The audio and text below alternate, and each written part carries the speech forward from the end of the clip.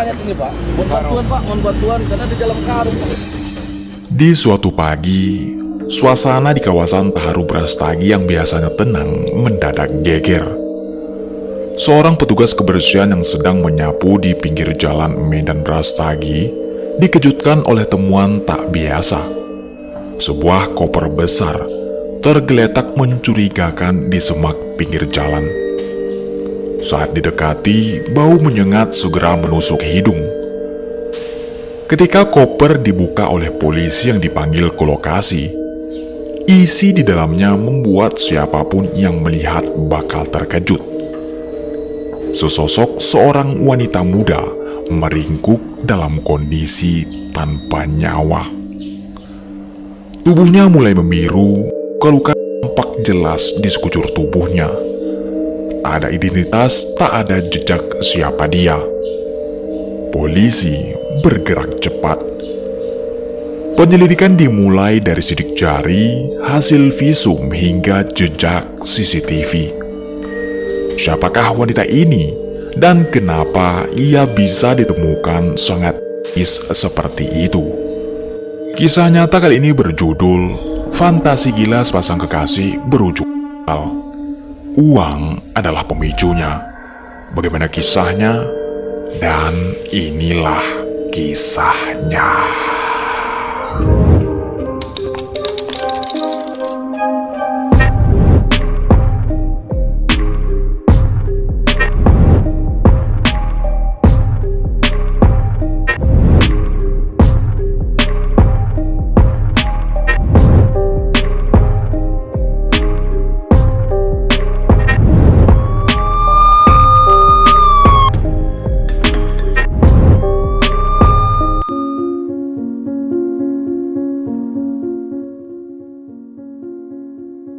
Kisah nyata kali ini terjadi di kota Pemantang Siantar, Sumatera Utara pada tahun 2024 lalu.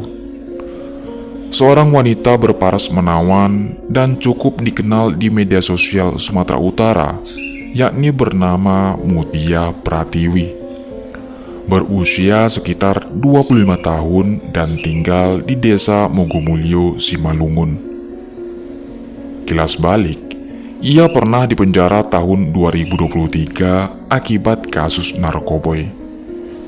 Ia divonis 1 tahun penjara dan denda maksimal 800 juta rupiah.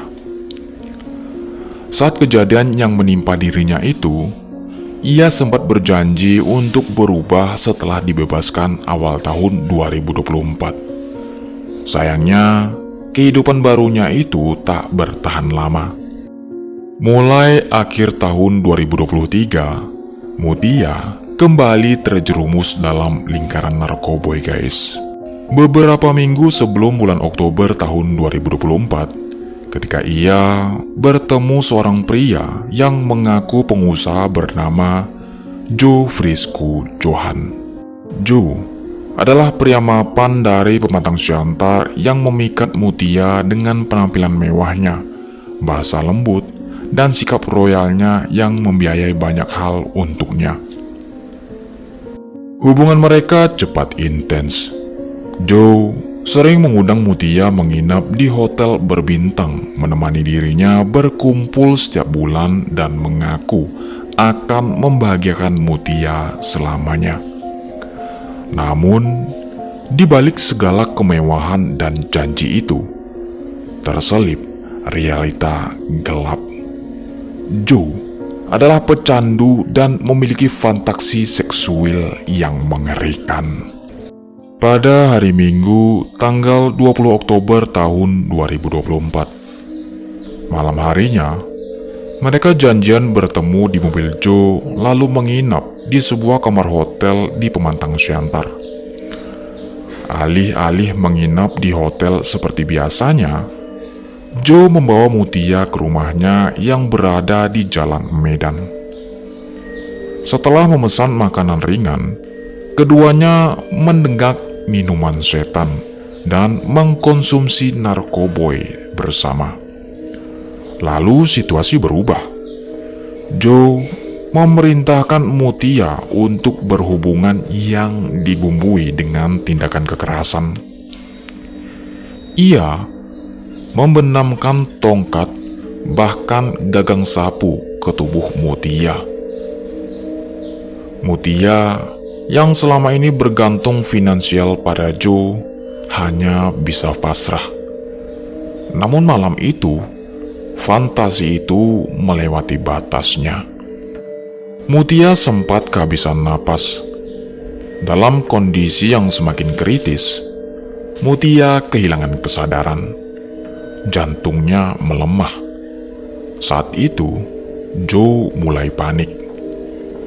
Ia mencoba memberi pertolongan sebisanya, seperti menepuk pipinya, tapi semua itu tak mengubah keadaan. Ketakutan menguasai dirinya. Ia sadar kekasihnya tak lagi bergerak, dan wajahnya mulai pucat. Namun alih-alih meminta bantuan atau membawa Mutia ke rumah sakit, Joe terdiam. Ia tak berani. Dalam panik, Joe memanggil kenalannya, yakni Sahrul dan Edi Iswandi, serta dua orang lain yang kini masih buron. Ia sanggup membayar total 105 juta rupiah, 5 juta kepada Sahrul, 10 juta kepada Edi, dengan sisa untuk pelaku lain untuk membantu membuang jenazah Mutia. Tak cukup dengan itu, Joe juga menyeret dua anggota polisi, yakni Jeffrey Hendrik Siregar dan Hendra Purba, anggota Polres Pemantang Siantar dan Polsek Simalungun, agar ikut menyembunyikan jejaknya. Mereka membantu memindahkan jenazah tanpa membuat laporan resmi, melanggar sumpah mereka sebagai aparat.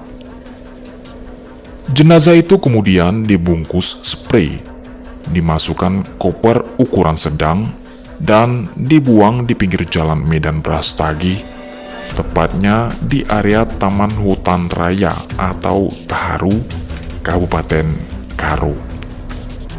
Pada tanggal 22 Oktober tahun 2024, seorang petugas kebersihan melihat koper besar di semak pinggir jalan. Pada saat ia membukanya, dengan ngeri, ia menemukan sesosok mayat perempuan meringkuk dalam koper dengan beberapa luka dalam tubuhnya. Ia langsung melapor. Polisi Polda Sumut dan Polres Tanah Karo datang dan mengevakuasi jenazah ke RS Bayangkara Medan. Autopsi mengungkap luka parah di kepala dan rusuk patah akibat benda tumpul, serta tanda penyiksaan seksual sebelum kematian. Sidik jari diidentifikasi sebagai Mutia dari Pemantang Siantar. Kemunculan bukti langsung memicu penyelidikan cepat. Nomor ponsel terakhir dan rekaman CCTV mempertemukan polisi dengan nama Joe. Ia ditangkap di hotel sehari setelah penemuan berkat pelacakan sinyal ponsel. Sahrul dan Edi juga ditangkap tak lama kemudian. Jeffrey dan Hendra dibekuk atas tuduhan menghalangi proses hukum. Dua pelaku lainnya masih daftar pencarian. Total 7 orang menjadi tersangka. Joe sebagai pelaku utama hingga menyebabkan kematian kena pasal 351 ayat 3 KUHP. Para pembuang jenazah kena pasal 221 junto 55 KUHP. Serta dua oknum polisi yang melanggar pasal serupa karena membantu menutup-nutupi fakta. Mutia menjadi korban fatal dari fantasi seksual. Fantasi yang dibungkus oleh cinta dan uang. Joe, yang awalnya tampak memberi kehidupan baru, justru menjadi alibi bagi kekerasan ekstrim. Lebih tragis, yakni kedua oknum polisi yang seharusnya jadi pelindung hukum, malah ikut membantu menyembunyikan aksi keji tersebut, menunjukkan bahwa kejahatan bisa tumbuh meski dibalik seragam dan jabatan resmi. Kisah ini mengajarkan bahwa hubungan yang dibangun tanpa rasa hormat, kendali diri, dan tanggung jawab bisa berakhir tragis. Ketika seseorang membiarkan nafsu dan kekerasan menguasai serta gagal berpikir jernih saat menghadapi masalah, maka akibatnya bisa fatal. Oke guys, cukup sekian video yang saya bawakan kali ini. Bagaimana menurut kalian kasus ini guys? Kirim komentar kalian di bawah ini.